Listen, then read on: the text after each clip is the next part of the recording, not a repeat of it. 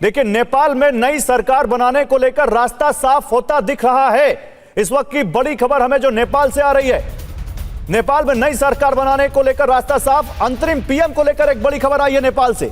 सुशीला कार्की वहां की अंतरिम पीएम बन सकती हैं। जेन जी की जो वर्चुअल मीटिंग हुई है उसमें उनके चेहरे पर आम सहमति बनी है, ये सूत्र बता रहे हैं। वर्चुअल मीटिंग में 5000 से ज्यादा लोग शामिल हुए थे। नेपाल के सुप्रीम कोर्ट की जस्टिस रह चुकी हैं सुशीला कार्की, और वो नेपाल की अंतरिम सरकार में प्रधानमंत्री बन सकती हैं। जेन जी की इस वर्चुअल मीटिंग में इस पर सहमति बनी है। ये इस वक्त बड़ी खबर आ रही है। सूत्र ये बता रहे हैं। सीधे विपिन चौबे हमारे संवाददाता जो इस वक्त काठमांडू में ही मौजूद हैं, उनके पास चलते हैं। विपिन, क्या अंतरिम सरकार और अंतरिम प्रधानमंत्री को लेकर कोई सहमति बनी है? बताइए जरा सुशीला कार्की के बारे में। देखिए, आज शाम को 4 बजे बैठक थी। इसमें वर्चुअली 5000 लोगों को जोड़ा गया था। इसके अलावा जो मौजूदा राष्ट्रपति हैं, सेना अध्यक्ष हैं और साथ साथ वो तमाम लोग जो इस आंदोलन में शामिल रहे थे, स्पेशल इनवाइटीज के तौर पर उनको बुलाया गया था।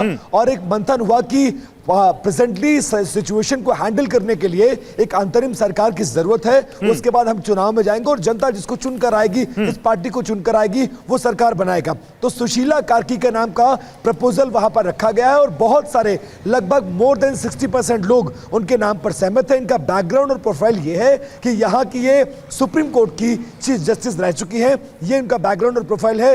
नॉन पॉलिटिकल है, इसलिए उन पर किसी को कोई किसी प्रकार का संदेह नहीं है। और अगर ऐसा हो जाता है तो नेपाल के इतिहास में पहली महिला प्रधानमंत्री, चाहे वो बेशक वो अंतरिम क्यों ना हो, लेकिन पहली महिला प्रधानमंत्री बन जाएंगी। और उसके बाद नेपाल चुनाव में जाएगा और कौन कौन से नए दल या कौन कौन सी पार्टी चुनाव में हिस्सा लेती हैं, क्या राजशाही वापस आएगी या राजा भी पार्टिसिपेट करेंगे, बहुत सारे संशय हैं, बहुत सारे प्रश्न हैं, उनका जवाब मिलेगा। लेकिन फिलहाल सुशीला कार्की का नाम सामने आ रहा है। अंतरिम प्रधानमंत्री के तौर पर शपथ ले सकती हैं वो। ठीक है विपिन, मुझे आप दिख रहे हैं इस वक्त बाहर खड़े हैं, थोड़ा थोड़ा अंधेरा भी होता दिख रहा है।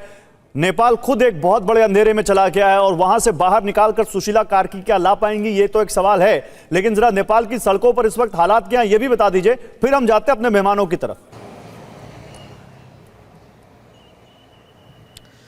देखिए, जो प्रदर्शन हुआ और उसके बाद जिस तरह की आग लगाए गए, इस तरह की तस्वीरें जो अब हम आपको दिखाने जा रहे हैं गौरव, आप देखिए कि अभी भी गाड़ियों से, जली हुई गाड़ियों से यहां से लेकर वहां तक मैं दिखाऊंगा।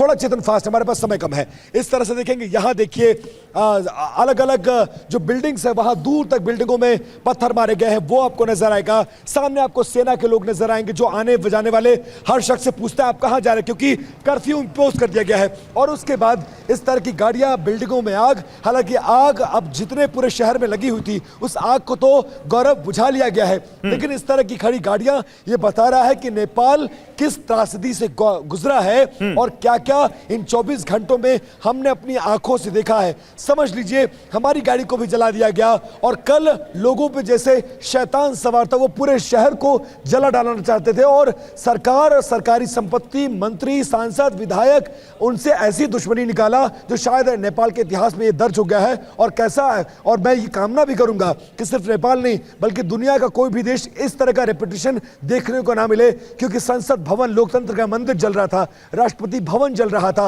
हाई कोर्ट नहीं, बिल्कुल सही कह रहे हैं। लेकिन आज जो आपके पीछे की तस्वीरें हैं वो थोड़ा ढांढस बना रही हैं कि चीजें अब पटरी पर लौटेंगी।